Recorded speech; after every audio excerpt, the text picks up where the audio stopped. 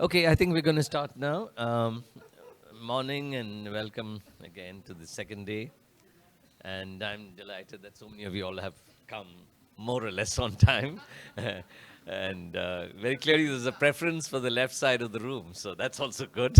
you know. So, um, the first session, which is on IFA reform of what needs to be fixed, we couldn't have had a better panel. Uh, People with deep experience in the international system, as it were, and international financial institutions. We have Jose Antonio Ocampo, who's currently, of course, a professor at Columbia in the School of International and Public Affairs, but was earlier Minister of Finance in Colombia, and was also the former Undersecretary General for Economic Affairs in the United Nations. And therefore, and has written extensively, I don't need to introduce him to all of you, but written extensively on the, the design, the nature, current state, and the problems with the international financial architecture, and his recommendations on what needs to be done. And we'll hear of that. We also have with us lyabo Masha, who's currently the director of the Intergovernmental Group of 24, G24, and but has been again long years of experience in the system of international financial institutions, particularly the IMF. Before that, so I'm not going to take any more time, but request them. The thing is, we have 20 minutes, and you're going to set it at. So you set it at 17 plus 3, okay? So, 20 minutes you have to set it for. Yeah, 20 minutes. Yeah. So, oh, okay. Oh, is there a problem? It's maybe it's. Maybe it's not charging. It's okay. Set it at it's 20 minutes, so set it at 18 and then just give them a signal so that they know that they have 2 minutes left. Yeah. Is that okay? We do 18 and then another 2. Okay, so Jose Antonio, I'll move to that. I hope they put my presentation. Would you like to stand? Yeah. No, I will stand, but yeah, okay. Yeah. So you just try and point it towards that and Okay. forward it back. Okay, thank you. It's again very glad to meet you. Actually, I'm going to present a report that I did for the Department of Economic and Social Affairs in preparation for the next year Financing for Development Conference, of which I actually will be the chair of a technical team that will support the process in Spain. Okay, so how this.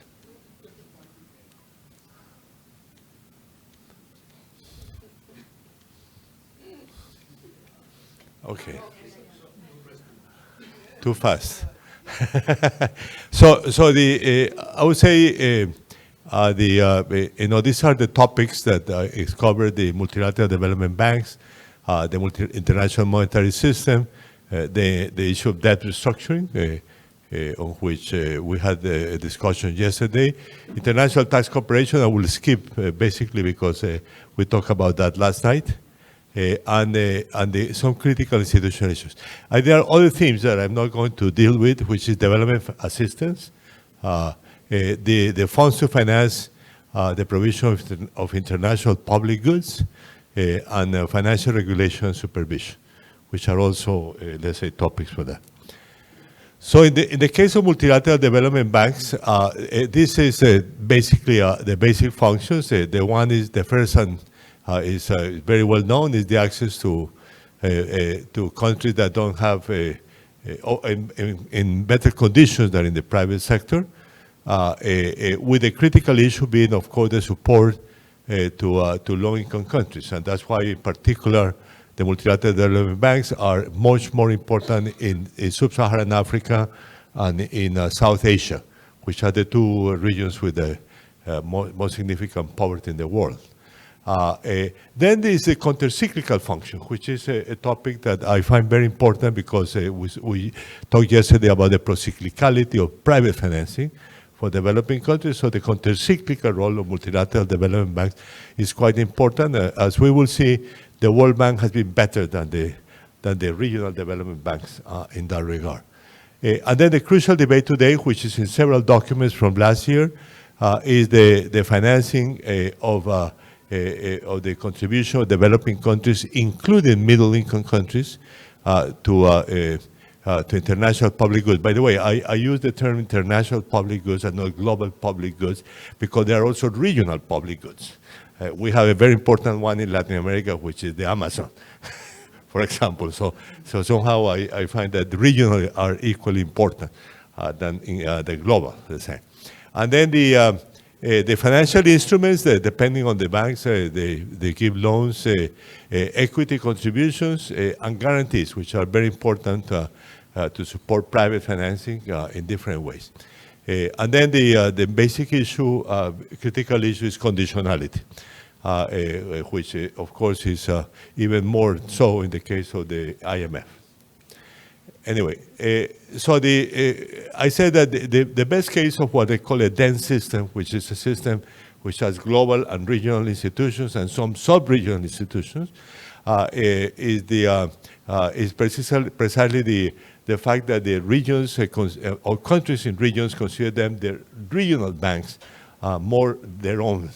For example, in Latin America, we have a CAF, the Development Bank of Latin America, which is membership is basically Latin American, plus Spain and Portugal for historical reasons, let's say. But somehow it's actually has grown more than the inter-American. Actually, among other reasons, because of the contribution of the U.S. To the capital of the IDB and the reluctance of the U.S. to capitalize multilateral development banks. Anyway, so the regionals are important, but as we will see, the World Bank is more important in counter-cyclical terms. We'll see that in the graph. And there are the new agents, which are the Asian Infrastructure Investment Bank and the New Development Bank, which actually are also expanding their membership now in a significant way. Anyway, so for me, the good part of the system is a possible collaboration between the World Bank and the regional bank. So you see, this is the loans from the banks. As you will see, let's say the blue, which is the regional bank supporting developing countries, has grown. They have grown more than the World Bank. But during crisis, you see that the crisis of 2008, 2009, and then the recent crisis, the World Bank is the one that is better in counter-cyclical terms, which I find an important topic. Anyway, so the major recommendations that I have for this is so the system should be much larger. A big discussion between the document of the G20 last year and the document actually of the United Nations. But at least even the G20 document, the technical team that supported the G20, said that the system should be 2.5 times larger than it currently is. The IMF, excuse me, the UN is even more ambitious.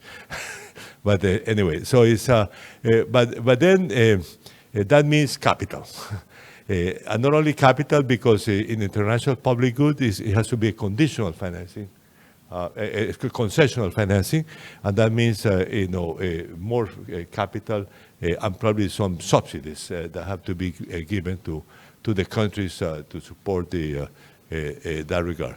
So this critical issue.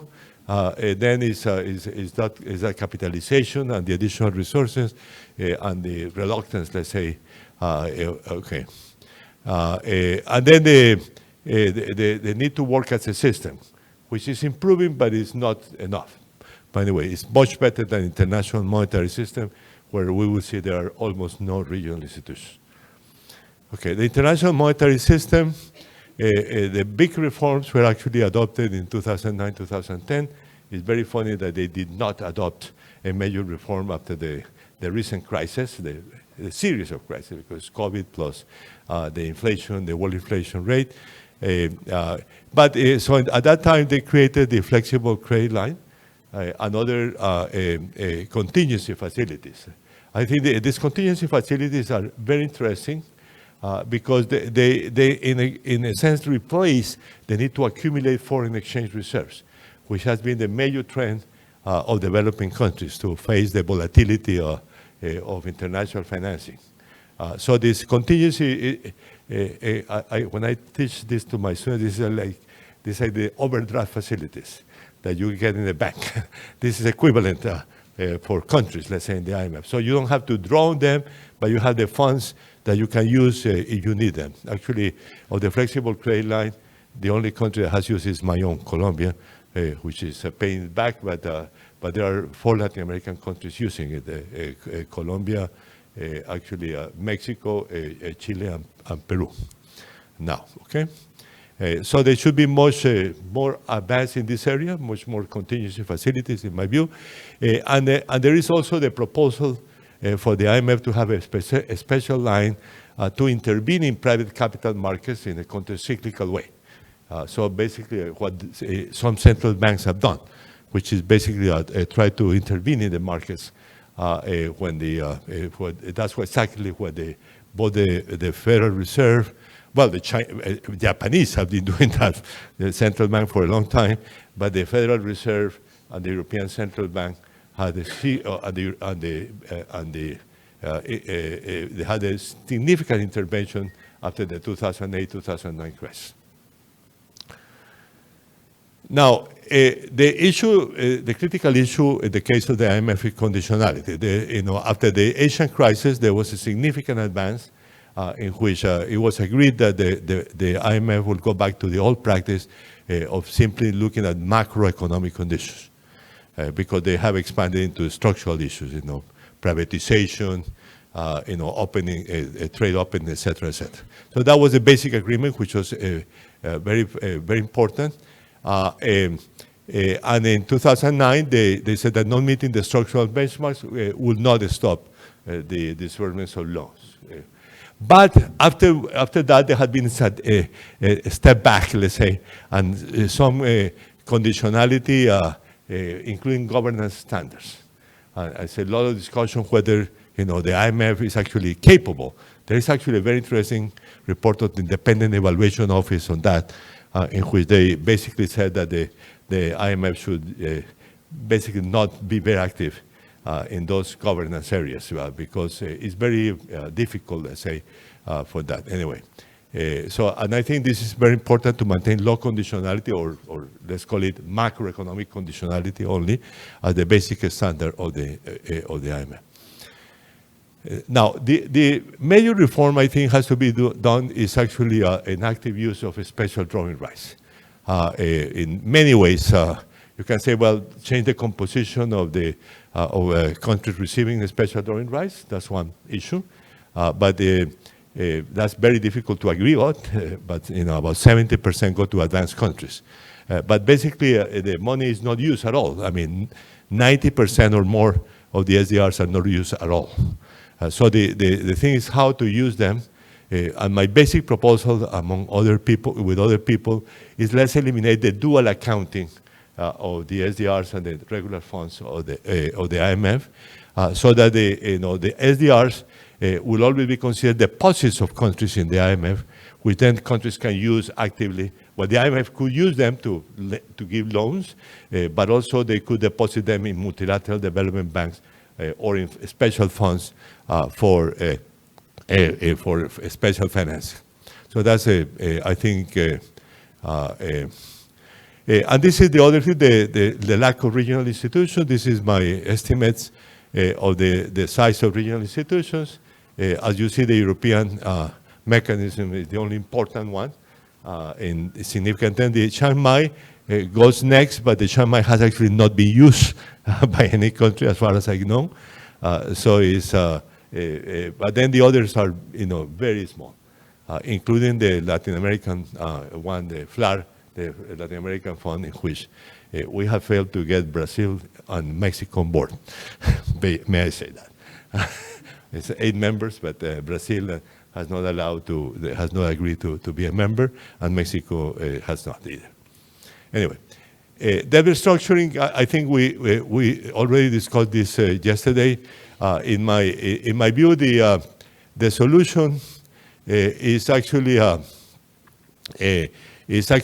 to have an ad hoc mechanism, like in other crises, basically to facilitate restructuring, but also a permanent institutional mechanism. Could be in the UN or even in the IMF, as it was discussed earlier in this century, in 2003, I think, which it was discussed how to create in the IMF, so long as the government representatives in the IMF have no voice in the decisions. So it's a totally independent body, like actually is in WTO, or it was in WTO because it has been suspended because the US has not allowed to. But that mechanism will have to be that way. So the mix of that is important. This is the strong. You see the upward tendency in countries with over-indebted. And I think, as we discussed yesterday, the Africa issue is the particularly a strong one. International tax cooperation, we discussed that yesterday. Let me say that this is my proposals of what should be included in the UN agreement. I said a fair allocation of taxing rights, basically multinationals pay everywhere with the concept of, taxation of multilateral enterprises, let's say, the effective taxation of high and net worth individuals, addressing environmental challenges, transparency and exchange of information, the global asset registry that we talked about yesterday, and effective protection of resolution of disputes. And also, very importantly, a very clear institutional mechanism for negotiations of debt, which could be in the UN, preferably, but could be otherwise in other institutions, so long as there is a stable mechanism. And then I end up with this issue, what I call the critical institutional issues. The first one is to continue to reform the voice and participation in developing countries in the Bretton Woods institutions, which involves a change of capital allocations, which the developed countries have been reluctant to, because that means particularly a significant increase in the capital of China, the contribution of China, which they clearly don't want to be so large. But aside from that, there are other mechanisms, and I particularly support the idea of basic votes. Actually, in my estimate, for example, even with the increase that was done a few years ago, for example, the basic votes in the IMF are half of what they were in the Bretton Woods Agreement. It's 15%, I think, of the votes, while in the Bretton Woods Agreement that would be 30%. So the significant possibility of changing or increasing the basic votes of countries, which basically, as I say, follow the UN principle of one country, one vote, let's say, which is a very important point. And the other, you could think of the double voting, a double majority for the major decisions, which also gives a significant role to smaller countries, let's say, and poor countries, which in the current system they are underestimated. The second is a more representative institution at the top. With Joe Stiglitz, we wrote several years ago a paper saying that the G20 should become a UN institution. Probably with a membership voted by countries. So maybe the big countries having a place at the table, but the other members should be voted so that it has more representative of the international community. Okay, and finally, for me, it's very important to have what I call a dense system, a system that has a global institution but also strong regional institutions, and that we have in the multilateral development banks, but we don't have in the international monetary system.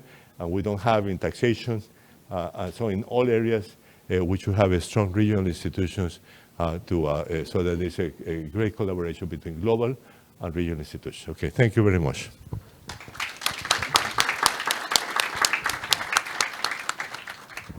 Thank you. Yeah, you could go there, yes.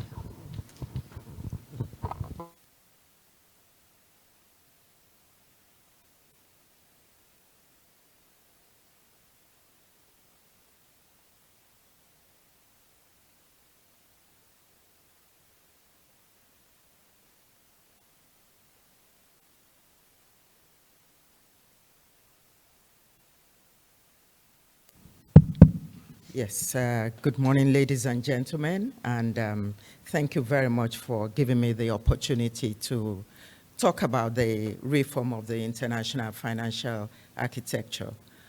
Yesterday, we did have a lot of discussions on some of the issues that are coming out in this session, but there's a way in which I will try and structure my discussion so as not to be repetitive. In particular, I think that Professor Ocampo has said most of what I plan to say, I must say. So there's only a little bit there that has been left unsaid. So let me just start by acknowledging that the current international financial architecture was something that was fashioned out as the Second World War was coming to an end, and then the need to look at an international economic order that works for countries was being debated. And so the byproduct, of course, was the formation of the Bretton Woods systems, the IMF, World Bank, and exchange rate pegged to the dollar as the basic planks of that international financial architecture. I think that in the immediate years, I think also the General Agreement on Trade and Tariff was added as an appendage on the trade front. I would say that in the past few decades, or at least up to before COVID, the system evolved to be relevant and to be successful. There was unprecedented growth and stability right after the war, and the reconstruction and growth of Europe in particular. The World Bank was actually very, very effective in achieving that.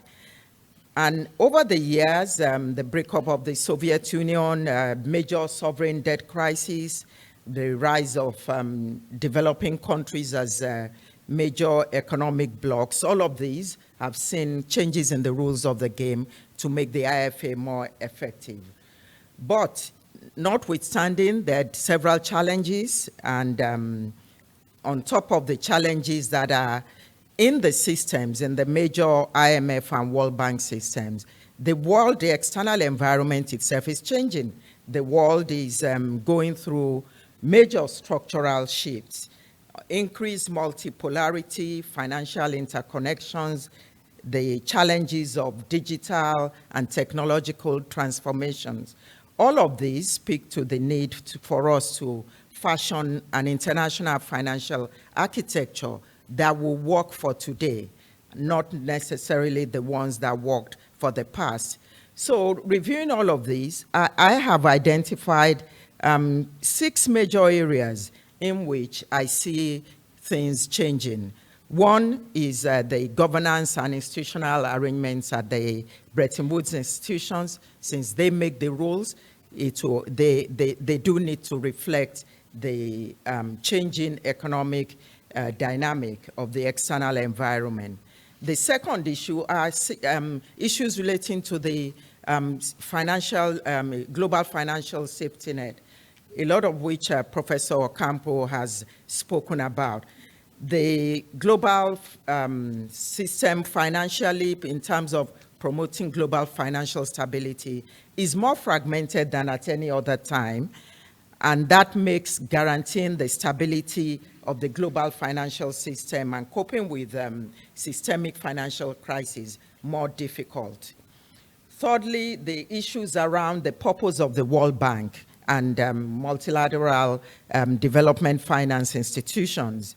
Development financing efforts have stalled because there's growing inequality between, not only within countries, but also between countries. If development financing was effective, was meeting its purpose, the growth rates of the advanced economies and the developing countries will be converging, and we will have a more equal world than we have now.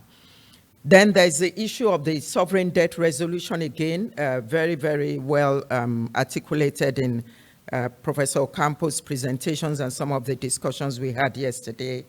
Then we move to trade practices, which are becoming even more challenging now.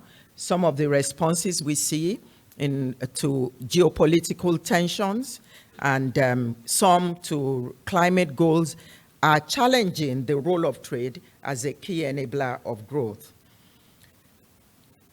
Finally, the issues around reform of international tax cooperation.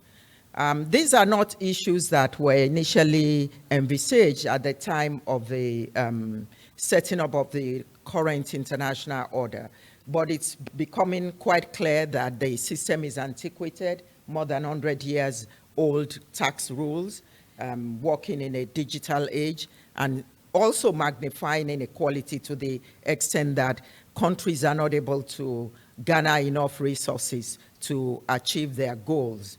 So all of these are the things that I think should be part of the discussions in the reform of the international financial architecture.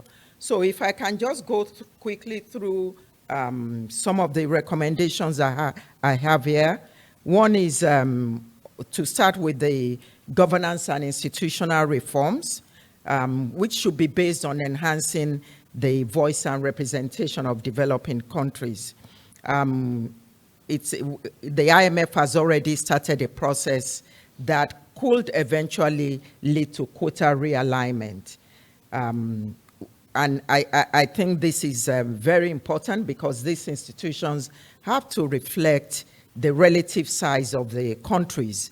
And it is only these ways that their decisions, their deliberations can have legitimacy and also integrity.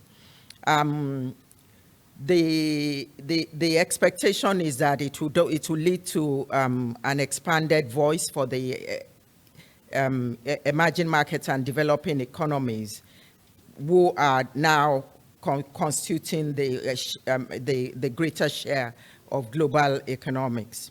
Now, also at the IMF, that's IMF quota reform, but also at the World Bank, there's also the need to realign the voting power of member countries through the selective capital increase so that shareholder capital subscriptions are more effective of the relative size of the countries.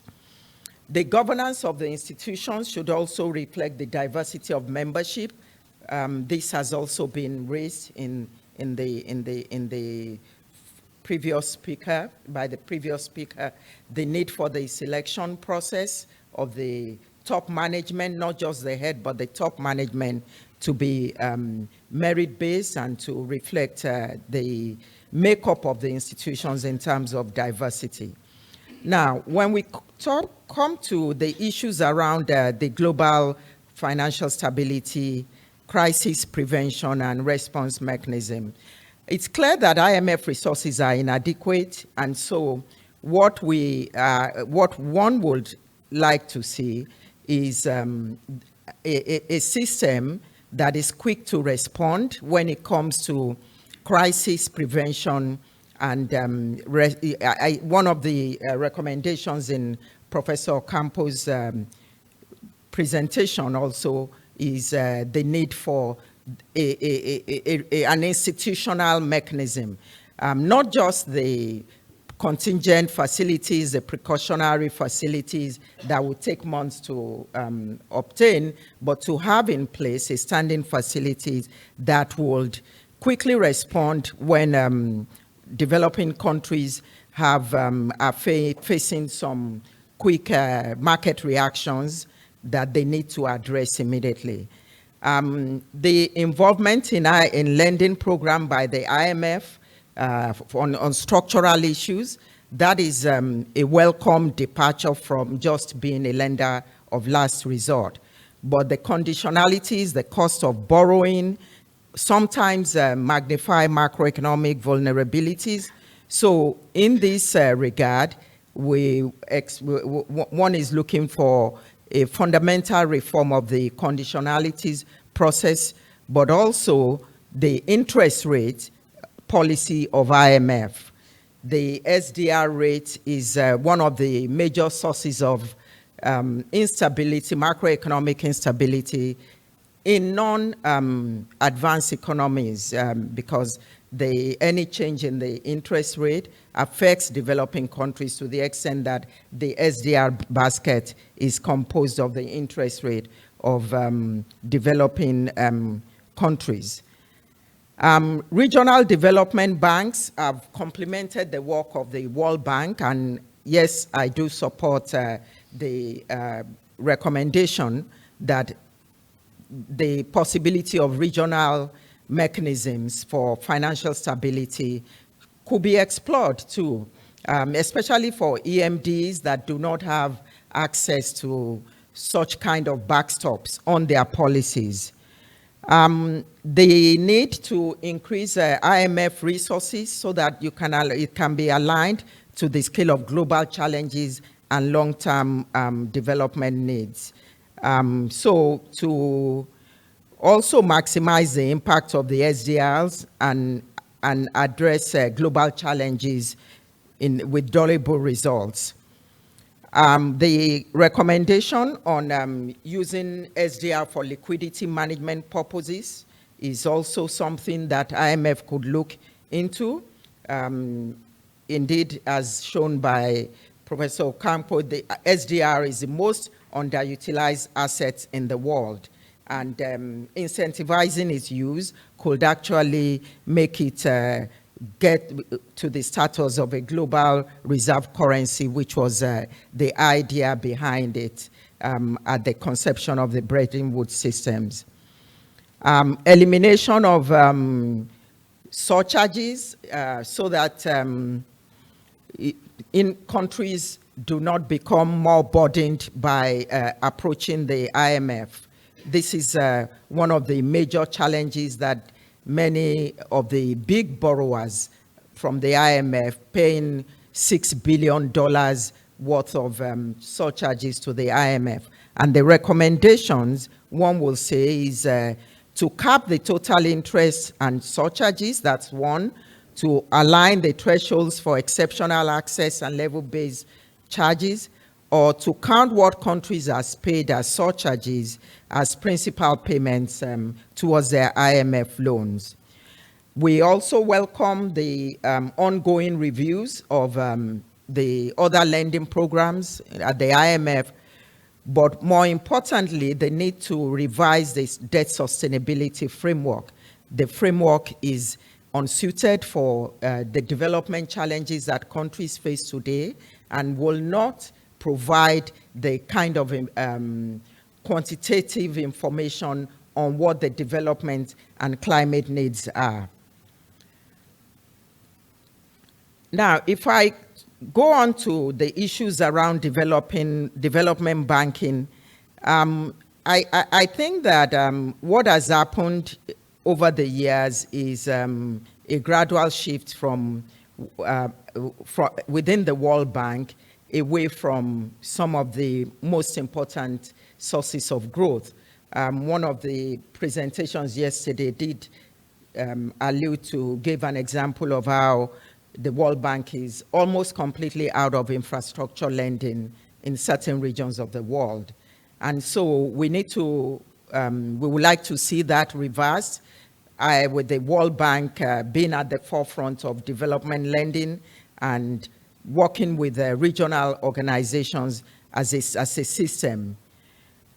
There's the need to increase low interest money available to countries and make it available over longer terms, and for those to finance more of the key sources of growth much as one accepts the solo model type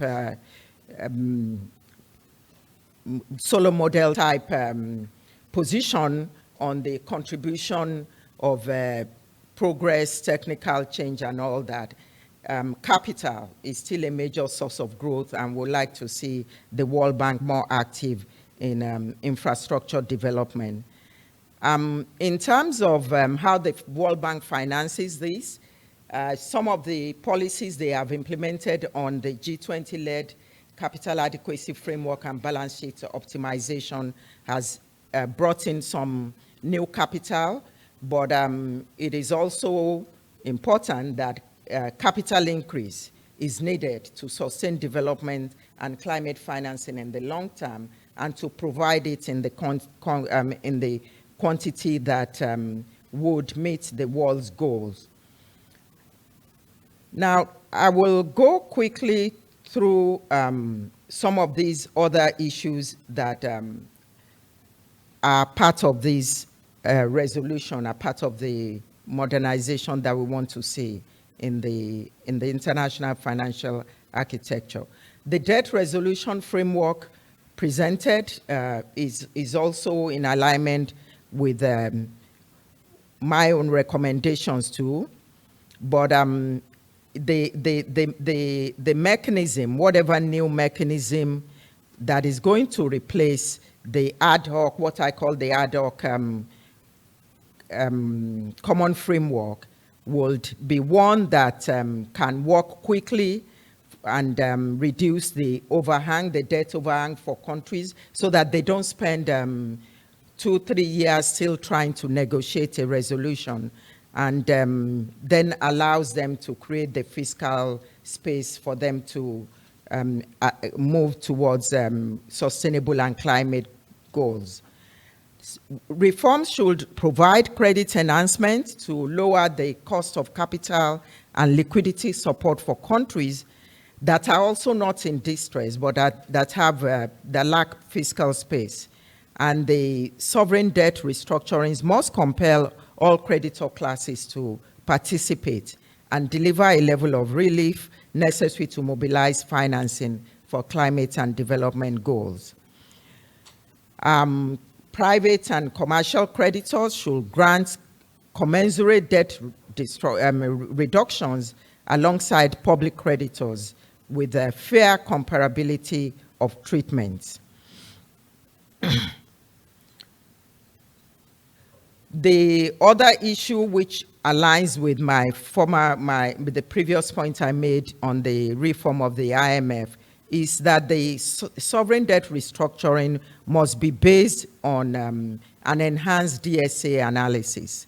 The DSA is an important tool that forms the views of whether or not a country's debt is sustainable. And so what we see in the DSA is not enough information on the growth parts of the country and the developing needs of the countries. And these are the areas in which we think that the DSA, reform of the DSA, together with the,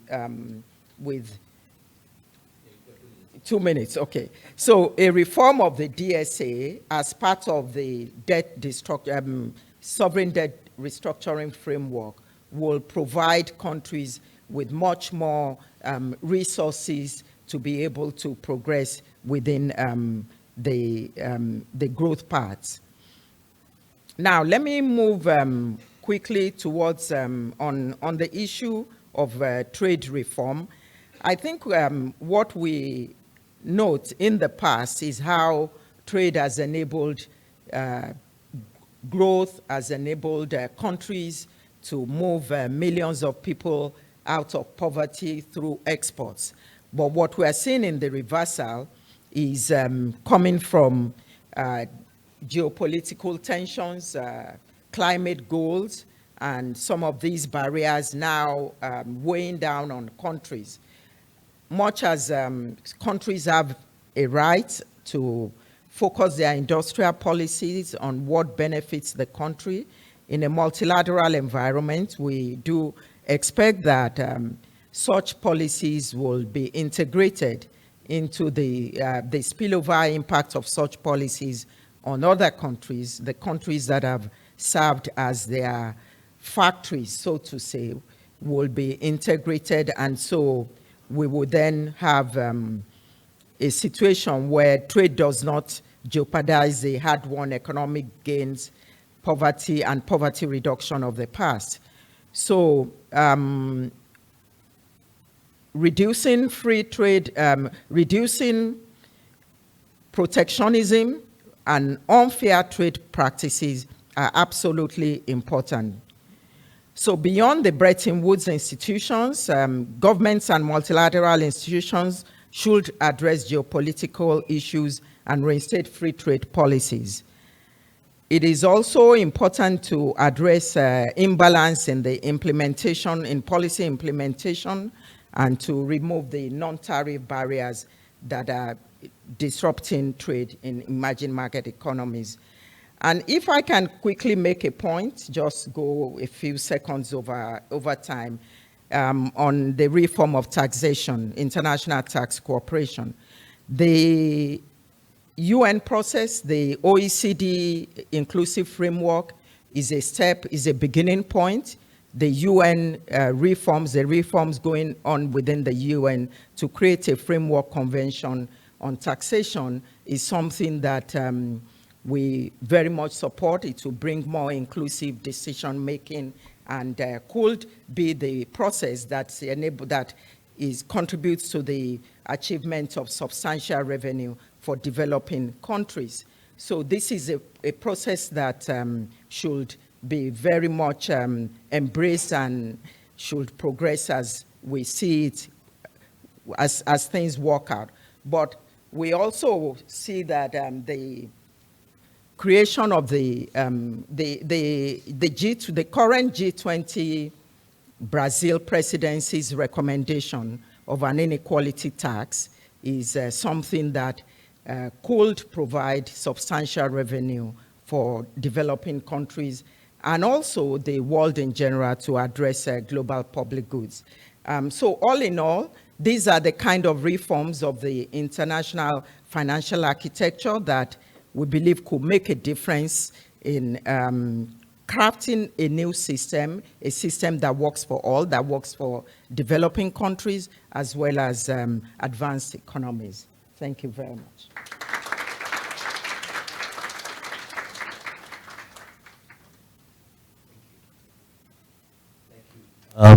So now it's open, the floor is open for discussion. We'll take a few questions to start with. And just now, yeah. Why don't you start, Joe?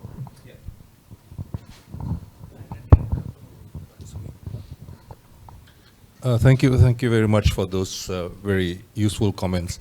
I'm also addressing, in my questions, I'm also addressing Ana Celia Castro as the leader of the T20, as well as whoever is representing Dr. Barbosa, Nelson Barbosa, because he's the key person as far as the G20 processes are concerned.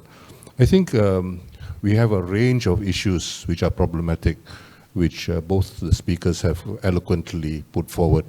I would like to suggest that we have a few emphasis going forward, especially as far as the G20 is concerned.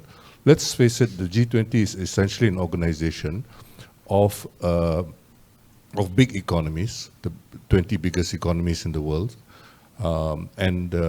and we basically have developing countries there, but they do not constitute a majority, and they rarely actually work together effectively within the G20 context. Then we have initiatives at the regional level. Professor Ocampo, as a minister, the second time round especially, played a very important role in initiating Latin American cooperation. And we have also other initiatives. For example, the UN resolution was actually advanced by the Africa Group.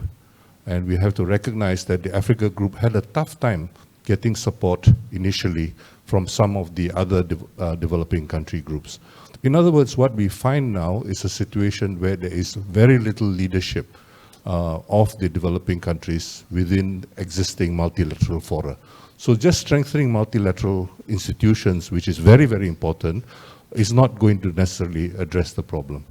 And I would like to suggest that one of the proposals, not necessarily for the G20, but which the Brazilian government may wish to consider, is to persuade the Development Bank of the South to create a think tank to address many of the development issues which we face, especially, for example, in terms of trying to achieve the SDGs and so on and so forth. This, I think, is extremely important, because if you rely on any one country, as I was saying on Tuesday, we relied on India to provide some kind of leadership through the RIS. And then when you have a change of government in India, you basically have a complete abandonment of that responsibility.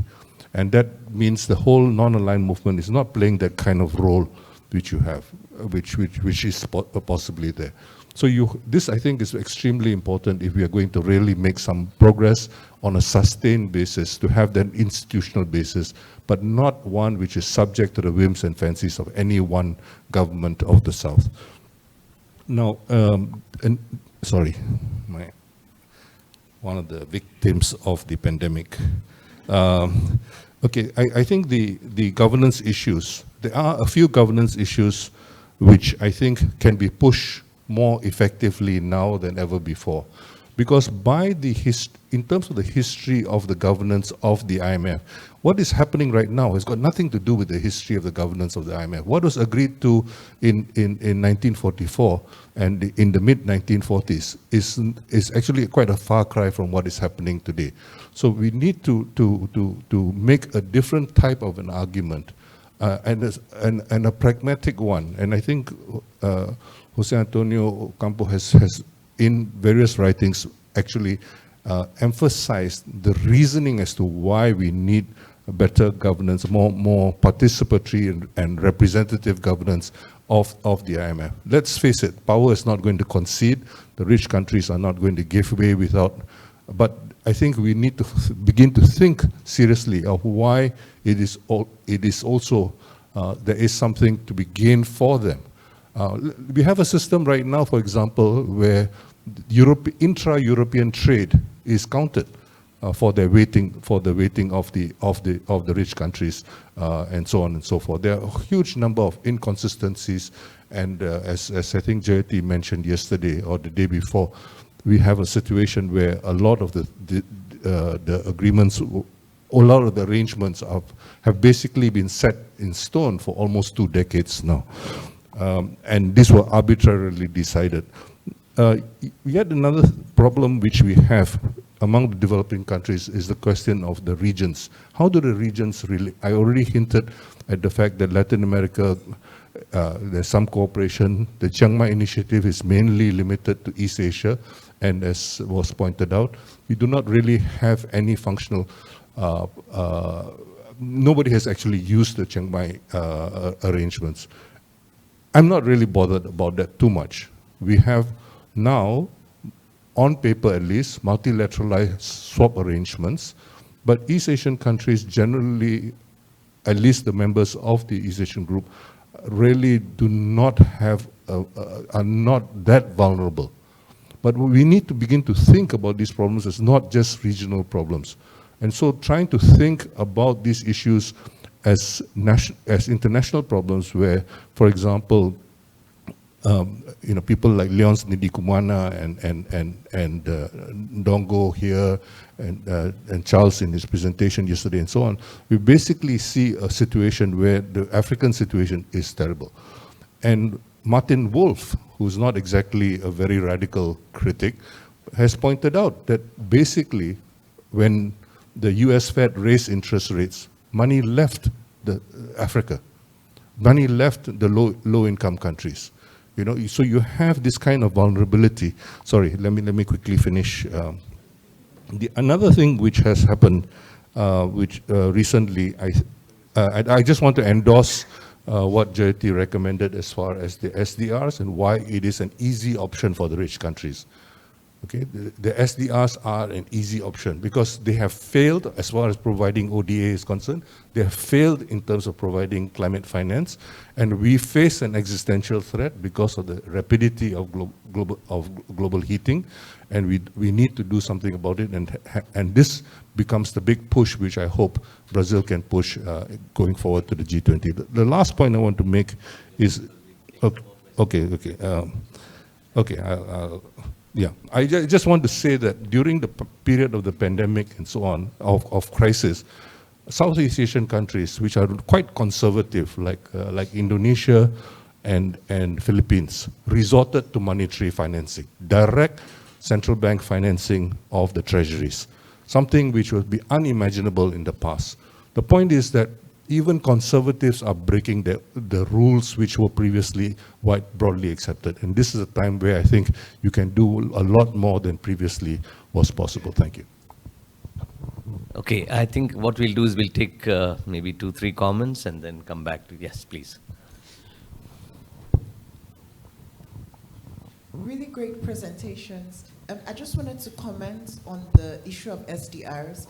I don't know if a lot of us know, but in May, which is like 2-3 months ago, the IMF's executive committee, or rather board of directors basically, agreed to unlend unused SDRs to a few regional banks, including the African Development Bank and the Inter-American Development Bank, which is, you know, a push in a move in the right direction.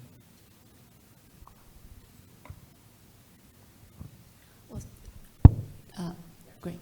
Thank you so much for the presentations. I think I have a lot of questions, but I will focus on 3. I think, you know, some of the elephants in the room kinds of question.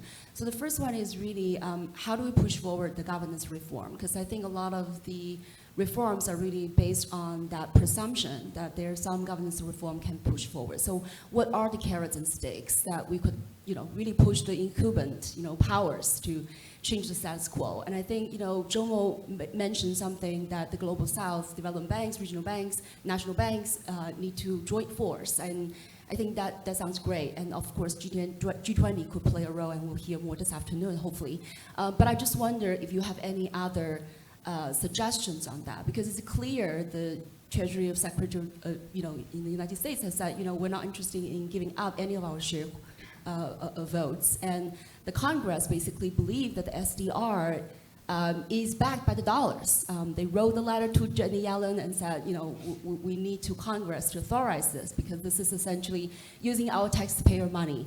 So I'm just wondering, you know, given that circumstance, given that, you know, myth, how do you push forward that reform? And second big question, of course, is the private creditors, their role in the sovereign debt crises, and especially the increasing, you know, court cases where these private creditors, you know, bring the sovereign governments to court and sue them, right, for defaults. So how do we really make them join these meaningful reforms? And my last question has to do with China. So, so one of the things that I'm hoping for is that China can, you know, in some ways maybe not completely move the needle, but maybe play an instrumental role because of the central government swap lines with over 40 countries, with $500 billion of liquidity line. So what do you think that may or may not have any impact on the current system? Thank you so much.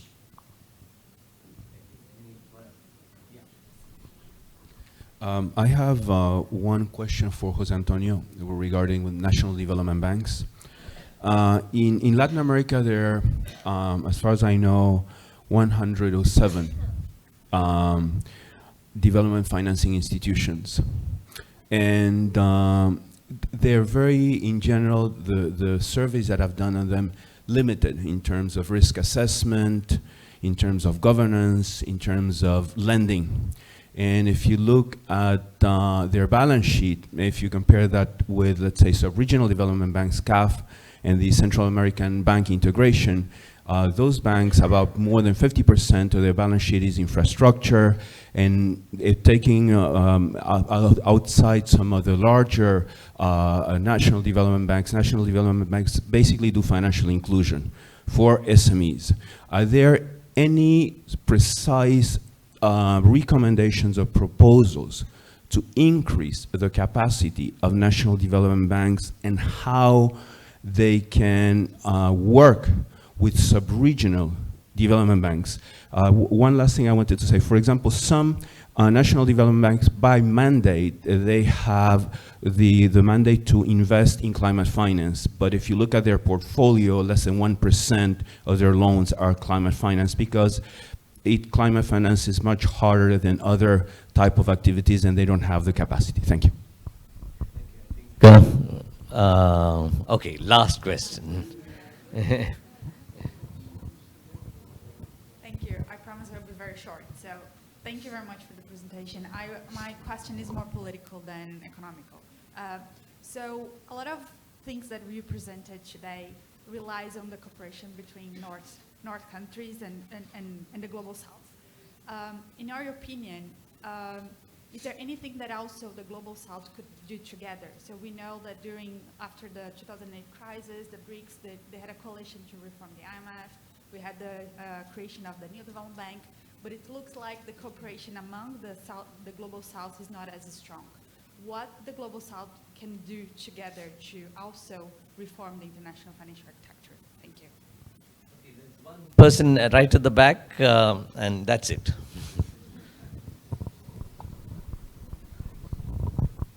Thank you so much for the time, for the question. I was wondering what are the, because I think this is not mentioned throughout the different sessions.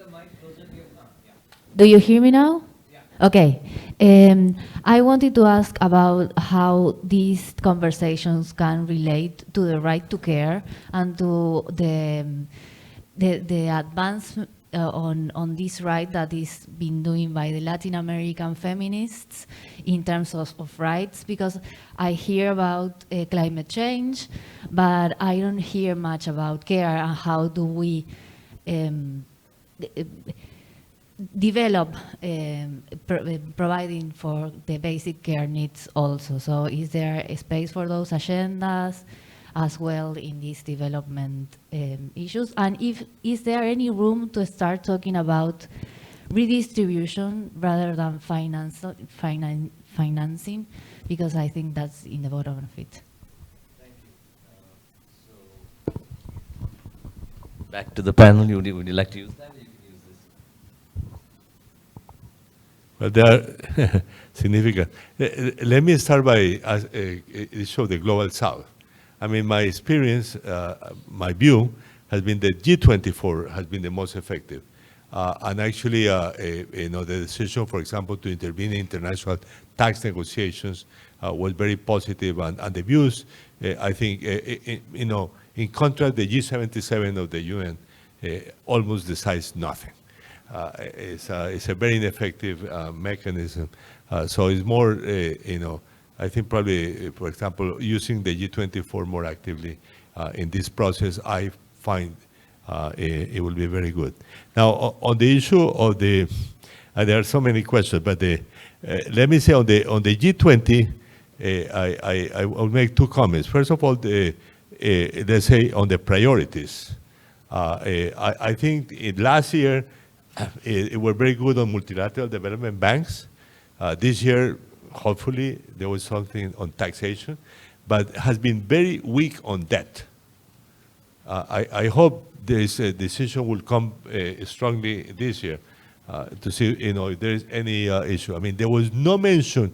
I mean, the only thing that they mentioned in the New Delhi Declaration was what it had already decided, the common framework, which is a 2020 decision, which has been very ineffective. So it's not, it is not really an advance. On the SDRs, yes, this decision to use it for the multilateral development banks to use it has been approved, but I think it has to be much better. In my view, the best decision is to eliminate the dual accounting. I think that's really important in order to use more actively. By the way, there's these two funds that have been created in the IMF, and there is a question mark whether those are IMF issues. They should be multilateral development bank financing mechanisms rather than IMF financing mechanism, in my view. Anyway, by the way, on the governance of the Bretton Woods institution, I really want to emphasize basic votes. The basic votes should be double at least, so that they really matter. I mean, small and poor countries have a voice, a strong voice in those institutions. Today, essentially have nothing. And on the national development banks, I think is more than the financial institutions, because there are many public sector first banks. I think it's the development banks that should be articulated more strongly with the regional and the World Bank to have a network which is global, regional, national, in a strong way. And yes, you know, and the big question mark is what areas. I mean, infrastructure, of course, is a very important area with some social policy issues, but very importantly, the issue of inclusive financing and how to multiply it. I think I will stop here. So I'll just respond to a few more of the questions. I think there's an issue regarding sovereign debt resolution and private creditors. Really, apart from the kind of advocacy we make in this kind of forum, in the G20 and in the G24 and other regional organizations, what is proving to be even a little bit more effective is some of the bylaws that some jurisdictions are introducing, like in New York, for example, which would then constrain instruments that are issued within those jurisdictions to be more in line with our aspirations as the Global South when it comes to sovereign debt resolution. So there are many ways to go about it. Then the issue on the national development banks being weak. This is one of the key issues that we have identified as a major problem that could be resolved or at least mitigated if the development banks work as a system together with the World Bank. With the World Bank working with the domestic national development banks when it comes to these loans, possibly lending in domestic currency, then we could have a situation where the banks, the domestic banks, the national development banks, learn a lot from the expertise of the World Bank and other regional development banks, and over the years, improve on their governance framework. The issue of what the Global South does, I think Professor Ocampo has responded to that quite well. Some of the achievements we've been able to achieve in the international reform of international tax cooperation are directly as a result of the advocacy made by the G24 tax group, which enabled the OECD to then go back to the drawing board and change some of the policies. And we're seeing a lot of that coming up in sub-regional organizations like the Latin America Platform for Tax Cooperation, which was launched, I think the initiative of Professor Ocampo launched last year, and the Africa Tax Foundation too. I agree that on the G20, I agree that it's a slow process, but it does take time to build consensus because of the different power blocks. And what we've seen in some of the issues that are now policies within the global arena are things that took a very long time coming, but which nevertheless, being a G20 process, assists to speed it up. At least you build the initial consensus before it goes to the multilateral institutions and international financial institutions. And I'll stop here. Thank you. Let me make actually one comment on the governance, or really the membership of the G20, which I think is a topic that there is a question mark. I mean, let's put it this way: it was a choice of Canada which countries were included. What? No, no. When it was launched by Canada. It was a proposal of Canada, which of course they wanted to be a member of the G20. It's a question mark whether Canada is. I mean, it's a big question mark of who are the members. Africa is a particularly critical issue. Why Nigeria is not a member, for example, which is the largest sub-Saharan African economy, and the choice was South Africa. I mean, you can go in Europe. Spain has always complained why the hell they are not members. And let's say in Latin America, why the hell Colombia is not a member? It's larger in population than Argentina. so I think I think aside from a few very large economies, which I would say, well, certainly the U.S., China, India today, I think the choice should be based on some voting, voting by countries. That's why with Just Stiglitz we propose that it should be a UN organization in which the largest countries have a membership by right, by being larger, because otherwise they will ignore the decisions of that body, but also the membership should be more a sort of a regional consensus of some sort.